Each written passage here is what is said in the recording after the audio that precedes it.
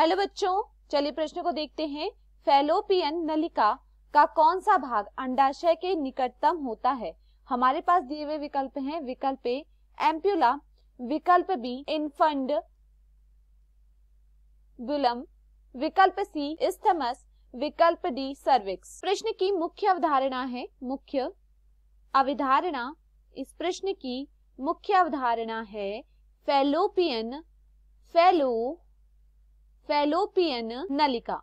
देखिए, अगर हम यहाँ पर बात करें फैलोपियन नलिका के विषय में, तो देखिए फैलोपियन नलिका यह का जो अंडाशय का सबसे निकटतम या हम के नजदीक का हिस्सा होता है वह होता है इन्फेंड्यूबुलम।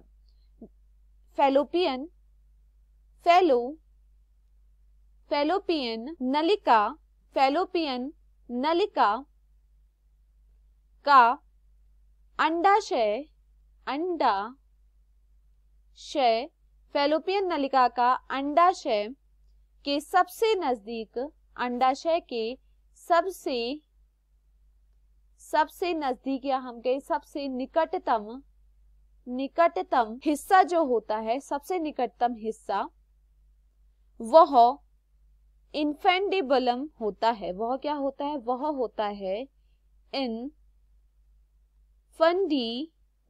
यह क्या है? यह जारी किए गए अंडों को पकड़ता है और क्या करता है? और चैनल करता है। अब देखिए यहाँ पर अगर हम बात करें इन्फंडिबुलम और इस्थमस की बात, तो इन्फंडिबुलम और इस्थमस के बीच के जो क्षेत्र होते हैं उसे हम क्या कहते हैं? कलिका कहते हैं।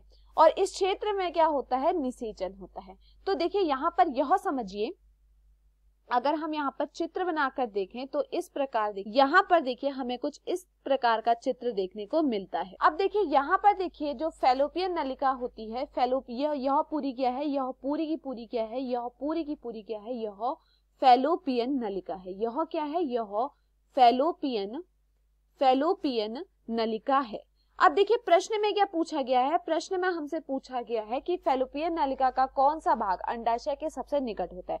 तो देखिए ये भाग अंडाशय के क्या है? सबसे निकट है। यह क्या है? यह अंडाशय है। और अंडाशय के सबसे निकट क्या है? यह भाग है, जिसको हम क्या कहते हैं? इसे कहा जाता है इन्फेंडिबुलम। तो देखिए यहाँ पर जो इन्फेंडिबुलम होता है, इन्फेंडिबुलम यह क्या है? यह अंडाशय के क्या होता है? सबसे निकट होता है।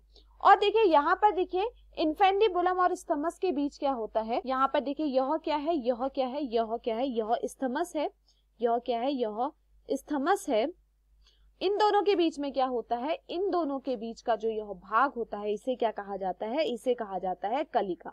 इसे क्या कहा जाता है? इसे कहा जाता है कलिका। और इसी क्षेत्र में क्या होता है? निषेचन होता है।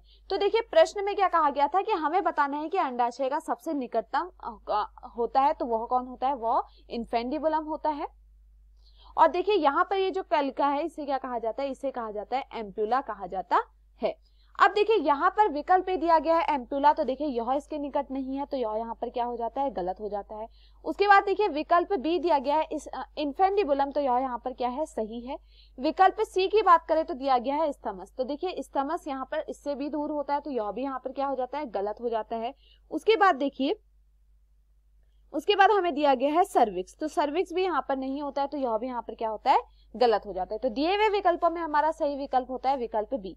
मैं आशा करती हूँ आपको समझ में आया हो। धन्यवाद।